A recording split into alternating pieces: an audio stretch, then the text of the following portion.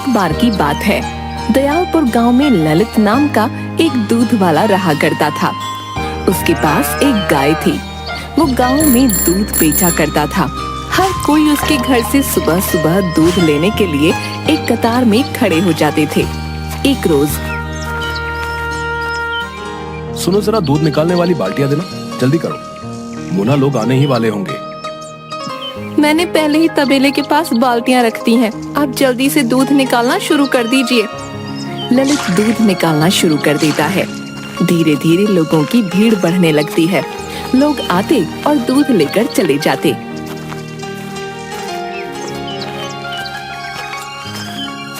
एक बूढ़ा आदमी आता है। बेटी, थोड़ा आज ज्यादा दूध मिल जाएगा क्या? चाचा जी, इतना ही बचा है। मुझे लगता है बेटा, तुम्हें कुछ और गाय खरीद लेनी चाहिए। इससे कोई भी खाली हाथ नहीं लौटेगा। आप ठीक कह रहे हैं चाचा जी। माफ करिए, आज दूध खत्म हो चुका है। जिन जिन के लिए भी दूध नहीं बचा वो सब शाम को आना।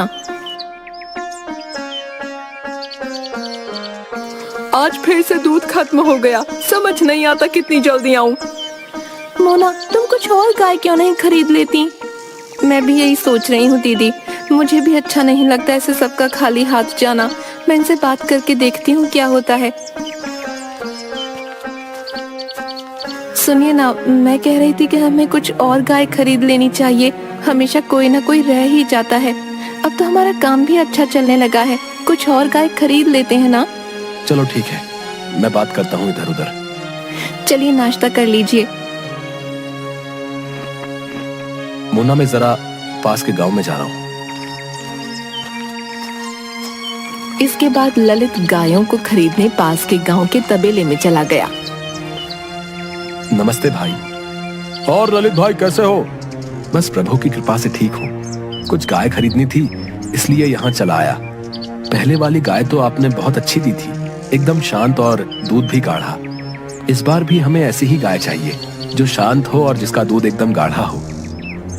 क्यों नहीं भाई, हम तुम्हें अच्छी ही गाय दिखाएंगे। ये देखो, ये हमारे तबेले की सबसे अच्छी नस्ल है। ये शांत भी है और दूध भी गाढ़ा देती है। ललित ने गाय के सर पर हाथ रखा। गाय एकदम शांत थी। रुकिए, मैं आपके सामने इसका दूध निकलवा कर दिखाता हूँ। राधू, झींगा, अरे कहाँ मर गए दोनों? दोनों भाई किसी काम के नहीं। ओए राधू, जा, तुझे मालिक बुला रहे। नहीं झींगा, तुझे बुला रहे। बोला ना तुझे बुला रहे। मैं तुझसे बड़ा हूँ, तू जा। तू सिर्फ मुझसे 1 मिनट बड़ा है, समझा? ज्यादा धौंस मत जमा। तेरे से पहले अगर मैं आ जाता तो आज मैं बड़ा होता, समझा? क्या रे, तुम दोनों काम चोरों को जरा काम के लिए क्या बोलो तो तुम्हें मौत आ जाती है। चल राधू, दूध निकाल उस गाय का, और झींगा, तुम तबेले की सफाई करो। मालिक, उससे तो आपने दूध निकालने का काम दिया और मुझे सफाई का काम दे रहे। तू चिंता मत कर, उसके बाद वो भैंसों को नहलाएगा। खुश? झींगा, तू तो गया। राधू ने तबेले वाले को एक लोटे में दूध निकाल कर दिया। हाँ भैया, दूध तो बढ़िया है और स्वादिष्ट भी लग रहा है। तो ये गाय तय रही। ले बिरजू, जरा तू भी चखियो। हाँ मालिक, ये तो वाकई बढ़िया है। इसके बाद ललित और बिरजू दोनों घर जाने लगे। रास्ते में अचानक मौसम खराब हो गया। ललित और बिरजू गाय और उसके बछड़े को लेकर भागने लगे। घर के करीब पहुंचकर, बिरजू, तू गाय और बछड़े को तबेले में बांध दे। ठीक है मालिक। मालिक, हाँ मालिक, बछड़ा नहीं मिल रहा है। ये क्या बोल रहे हो? बछड़ा कहाँ गया? मालिक, लगता है आते वक्त तूफान में वो मेरे हाथ से छूट गया। मोना, तुम इनको देखो, मैं उसको लेकर आता हूँ। सुनिए जी, मौसम धीरे धीरे खराब हो रहा है, आप मत जाइए। तुम कैसी बात कर रही हो? वो गाय मेरे भरोसे आई है और मैं उसके बच्चे को मरने के लिए छोड़ दूं? आज बिरजू को भी लेके जाइए। अगर हम दोनों चले गए तो तुम्हारे ऊपर सारा काम आ जाएगा। तुम परेशान मत हो, मैं उसे जल्दी लेकर आ जाऊंगा। इसके बाद ललित बछड़े को ढूंढने चला गया। वो उसी रास्ते पर चलने लगा जहाँ से वो आया था। कुछ दूरी पर उसे गाय की आवाज आने लगी। ललित तुरंत उस आवाज का पीछा करने लगा। वो देखता है कि एक गाय और उसके सामने उसका बछड़ा उसी की ओर आ रहे हैं। ललित बछड़े को देखते ही खुश हो गया। ललित ने जैसे ही बछड़े को पकड़ा और जाने लगा, वैसे ही वो गाय रुक गई। ललित को थोड़ा अजीब लगा। लगता है तुम भी इस बछड़े की तरह यहाँ खो गई हो। चलो मेरे साथ चलो। ललित दोनों को लेकर घर आ गया। ये क्या जी, आप तो बछड़ा लाने गए थे, ये गाय भी साथ में ले आए। जब मैं जंगल गया तो मैंने देखा कि ये गाय हमारे बछड़े के साथ मेरी तरफ आ रही है। इस गाय ने हमारे बछड़े की सुरक्षा की है, तो इसकी सुरक्षा करना भी मेरा दायित्व बनता है। मैं कल ही कोतवाल के पास जाकर इस गाय के बारे में बता दूंगा। किसी की होगी तो लेने आ जाएगा। इससे ज्यादा क्या कर सकता हूँ।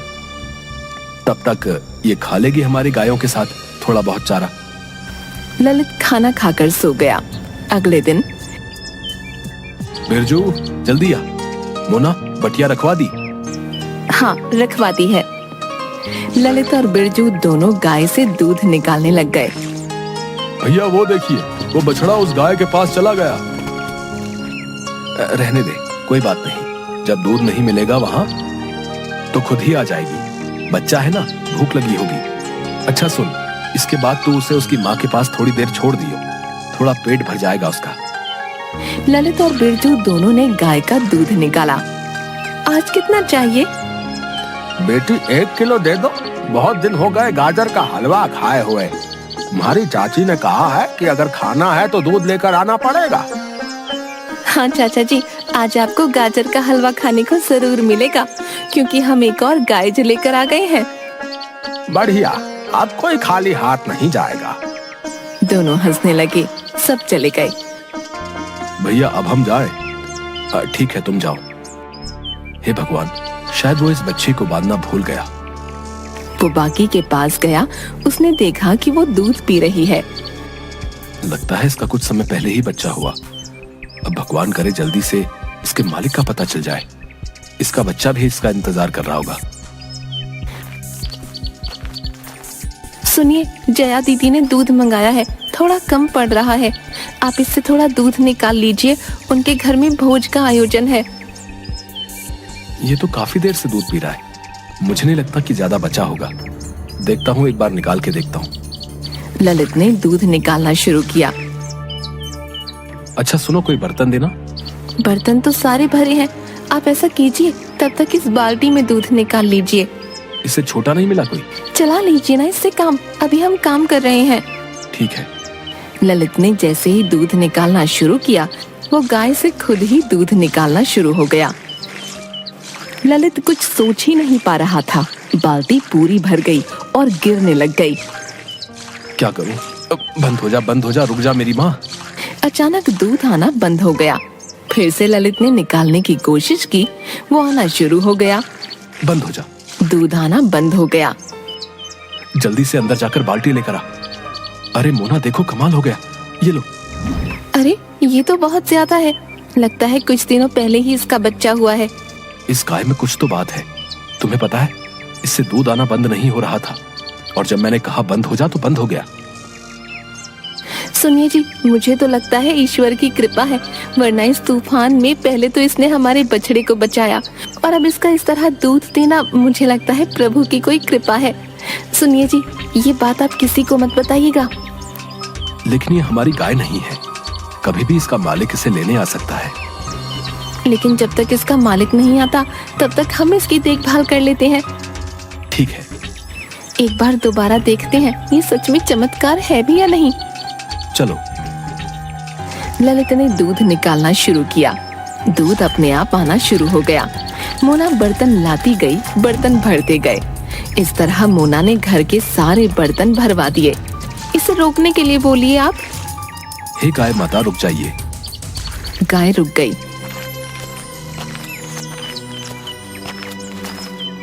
आपके लिए रोटी लाया हूँ, आप ये खा लो। लगता है बड़ी समझदार है। सुनिए जी, क्यों ना हम आसपास के गांव में अपनी कुछ शाखाएं खोल लें। अब दूर दूर के गांव वाले तो हमारे घर तक नहीं आ सकते ना, तो हम उनके पास चले जाते हैं। और वैसे भी इतने दिन हो गए हैं, अभी तक कोई उस गाय को लेने नहीं आया। मैं तो कहती हूँ उसे प्रभु का आशीर्वाद समझिए और उसका सही इस्तेमाल कीजिए। मुझे क्यों लग रहा है कि तुम्हारे मन में कुछ ज्यादा ही लालच आ रहा है। कैसा लालच जो इंसान परिस्थिति को स्वयं के अनुरूप नहीं ढाले, परिस्थितियाँ उसके विपरीत हो जाती हैं। और मैं तो बस घर आई लक्ष्मी का स्वागत कर रही हूँ। अब आप ही बताइए, कुछ गलत कर रही हूँ क्या? हाँ, तुम तो देवी हो, तुम्हें सब पता होता है।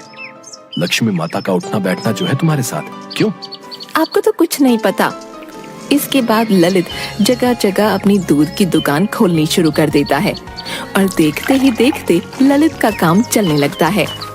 ललित एक बड़ा घर बना लेता है।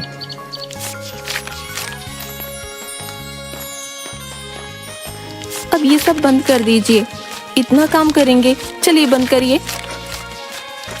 ठीक है, लो कर दिया। कभी कभी सोचता हूँ कि एक वो दिन था जब हम सामान्य सा जीवन बिताया करते थे, और एक आज का दिन है। सब प्रभु की कृपा है। मैंने तो कहा ही था आपसे, देखिए जिसे आप लालच कह रहे थे, आखिरकार समझ सारी निकली ना। सही कहा तुमने। अगर उस दिन वो गाय हमें नहीं मिलती तो आज भी हम वही सब कर रहे होते। लेकिन ध्यान रखना, वो किसी की नजरों में ना आ पाए, वरना कोई भी उसे चुरा सकता है। बिरजू कहाँ गया? दूध गर्म किया या नहीं? लाता हूँ दीदी। लीजिए दीदी। ठीक है, अब तू जा, सो जा। इसके बाद मोना और ललित सो गए। रात को तबेले में आग लग जाती है। सारी गायें चिल्लाने लगती हैं। ललित तुरंत उठकर बिरजू को आवाज देता है। बिरजू नींद से तुरंत उठकर वहाँ पानी डालने लगता है। सब ठीक हो जाता है। ललित गायों को दूसरी जगह ले जा रहा होता है। तभी वो देखता है कि जादुई गाय उनमें नजर नहीं आ रही। ललित मोना को सब बता देता है।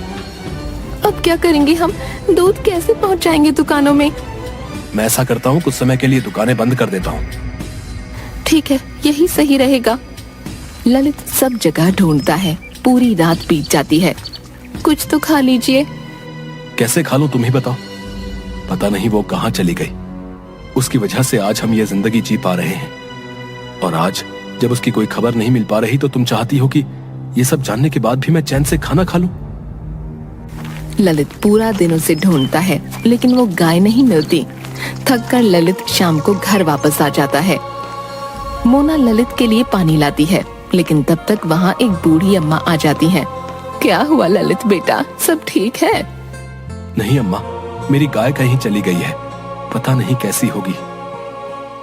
बेटा तू चिंता मत कर, पशु अपने मालिक से ज्यादा देर दूर नहीं रह पाते, वो जल्दी ही वापस आ जाएगी। बस भगवान करे ऐसा ही हो जाए। चल अब मैं चलती हूँ, फिक्र मत कर, सब ठीक हो जाएगा। कुछ तो खा लीजिए, इस तरह बिना खाए आप कब तक उसे ढूंढते रहेंगे? आप कमजोर हो गए तो फिर हमारी लाडो को कौन ढूंढेगा? ललित खाना नहीं खाता, वो पानी पीता है और घर के दरवाजे पर बैठकर अपनी गाय के घर आने का इंतजार करता रहता है। पूरा दिन थक जाने के कारण ललित को नींद आ जाती है। ललित सपना देखता है कि ललित अपनी गाय को ढूंढ रहा है। लाडो, कहाँ है तू? जल्दी आजा घर। तभी लाडो उसे कोहरे में से आते हुए दिख रही होती है। उसके गले की घंटी बज रही है और वो धीरे धीरे उसके पास आ रही है। जैसे ही वो गाय को हाथ लगाता है, उसकी आंख खुल जाती है। वो देखता है कि गाय उसके पास बैठी है। वो खुश हो जाता है। मोना, बिरजू, यहाँ आओ, हमारी लाडो आ गई। देखिए सब ठीक हो गया ना? चलिए अब अंदर आ जाइए और कुछ खा लीजिए। बिरजू तुम इसे तबेले में बांध दो। नहीं, मैं ले जाऊंगा। ललित उसे तबेले में बांधता है। उसके सामने ललित घास रखता है और पानी भी रखता है। आज के बाद तुम कहीं मत जाना। तुम्हें पता है मैं कितना डर गया था। ये दुनिया अच्छी नहीं है, यहाँ लालची मतलबी लोग भरे पड़े हैं। कौन जाने कब तुम्हें चुरा ले जाए। वादा करो तुम कभी ऐसा दोबारा नहीं करोगी। गाय रंभाती है। तुम खाओ, मैं भी चला खाना खाने। आधी रात का समय एक आदमी कंबल ओढ़कर गाय चुराने की कोशिश करता है। तब तक गाय जोर जोर से आवाज निकालने लगती है। ललित तुरंत भागकर तबेले में पहुंचता है। आदमी को गाय चुराते देख ललित उसे पकड़ने की कोशिश करता है। ललित के हाथों में कंबल आ जाता है। ललित कंबल को खींचता है, लेकिन वो आदमी भाग जाता है। इस बार ललित ने लाडो को एक सुरक्षित कमरे में बंद कर दिया। क्या हुआ जी? वो आवाज लाडो की ठीक तो है ना? वो कोई लाडो को चुराने आया था। कहीं तबेले में आग लगाने वाला और लाडो को चुराने आने वाला आदमी दोनों एक तो नहीं? ये कंबल किसका है? ये कंबल उसी चोर का है। अगले दिन ललित लाडो के पास जाता है और दूध निकालना शुरू करता है।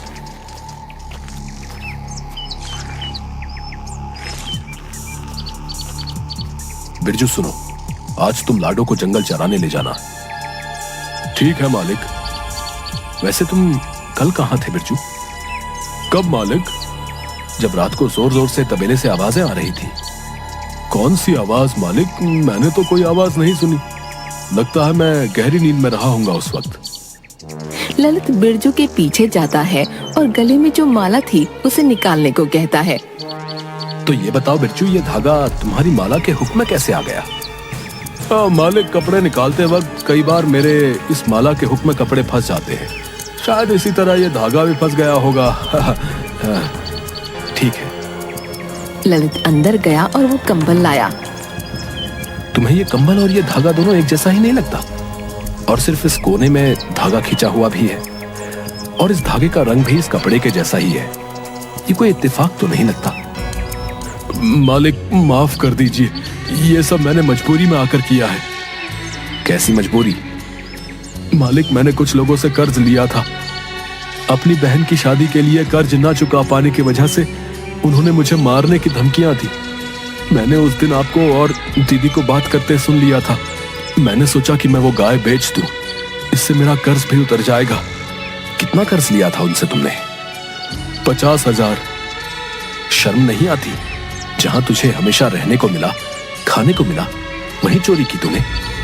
मुझे माफ कर दीजिए, वो मुझे मार डालेंगे, इस डर से मैंने ऐसा किया। ललित अंदर गया और पैसे लेकर आया। जा, उन्हें ये पैसे दे दे। तूने ये कर्ज अपनी बहन के लिए लिया था। अगर वजह कोई और होती तो तुझे जेल भिजवा देता। बिरजू चला जाता है।